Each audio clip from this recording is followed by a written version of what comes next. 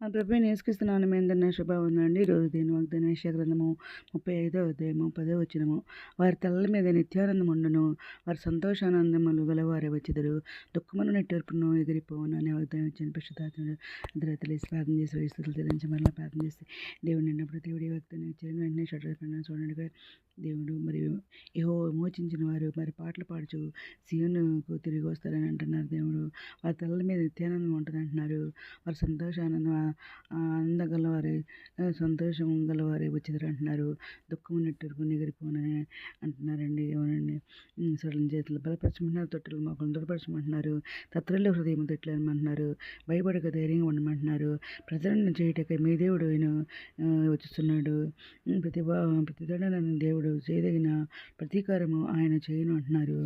ఆయన వచ్చి తానే మిమ్మల్ని రక్షించను అంటున్నారు. గుడ్డివారి కన్నులు తెరవబడును అంటున్నారు. చెవిటివారి మరి చెవులు నిప్పబడిన అంటున్నారు. గుడ్డివారు దిప్పవల్లి గంతులు వేయను అంటున్నారు. మగవారి నాలుక పాడును అంటున్నారు. అరణ్యంలో నీళ్లు ఊపుకుని అంటున్నారు.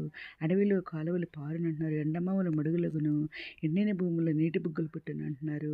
నక్కలు పండుకొని వాటి ఉనికి పట్టెలో జమ్మును దొంగగడ్డి మేతయు పుట్టును అంటున్నారు అన్నమాట.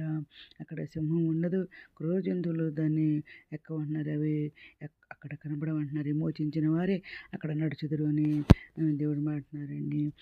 మేము అంతటి మీ నిత్యానందం ఉంటుంది అంటున్నారు. పగల ఎండ నీడ కానీ గాలి వానకు ఆశ్రయం కానీ పర్ణశాల ఒకటి ఉంటుంది అంటున్నారు.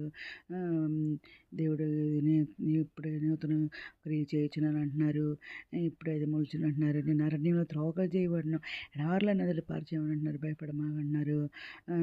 అప్పుడు నీ పితరుల దేశంలోకి నీ బంధువుల దేశం తిరిగి వెళ్ళదు అంటున్నారు. నేను నీకు తోడి ఉండదు, నేను యాకోబుతో చెప్తాను అనమాట. ఆ కాలంలో మీరు చూచుని నేను మిమ్మల్ని చెరలని రప్పిస్తా అన్నారు. మిమ్మల్ని సమకూర్చిన తర్వాత మిమ్మల్ని నడిపిస్తా అన్నారు. నిజంగా భూమి మీద ఉన్న జనులందరి దృష్టికి నేను మీ ఖ్యాతి మంచి పేరు నేను తెప్పిస్తా అన్నారు. ఇదే యెహోవా అన్నారు. యెహోవా అనగా నేను నీ దేవుడిని అంటున్నారు. ఇశ్రాయేలు పరిశుద్ధ దేవుడిని నేనే నేను రక్షించు అంటున్నారు. నీ ప్రాణ రక్షణ ఖరీదనంగా ఐగుప్తు ఇచ్చి నీకు వెలుగు సేవ ఇచ్చాను అంటున్నారు. ఎందుకని భయం? ఆయన సహాయం వల్లనే మనం సైన్యాన్ని జయించగలం. మన దేవుని సహాయం వల్లనే మన ప్రాకారం దాడగలమన్నమాట. ఆయన వల్ల మనకు దీర్ఘాయు కలుగుద్ది అనమాట. దేవుడు యథార్థవంతుడు, ఆయన వాక్కు నిర్మలం అన్నమాట.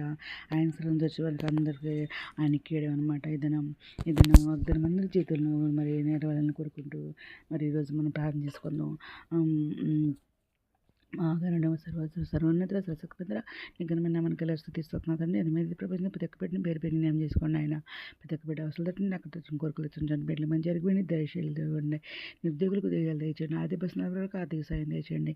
అనారోగ్యాలను స్వస్థపరచండి. వేదనల దుఃఖం ఆదర్శం కుంగిన వారిని లేకపోతే రక్షణ వారికి రక్షణ దయచేయండి. మీరు రాని మీ శ్రేణి మీద పండుగ ప్రభుత్వం ఎత్తబడి ఉన్న భాగం దయచేయమని మా ప్రభు పేరు నేను ఇసుక్రీస్తు ప్రసిద్ధమైన నామను అడిగి పెట్టి ప్రార్థిస్తాం తండ్రి. మీ అందిన ప్రార్థనలో మా కుటుంబాన్ని కూడా జ్ఞాపకం చేసుకోమని మనం చేసుకుంటున్నానండి. ప్రభు సేవలో మీ సహోదరి. God bless you.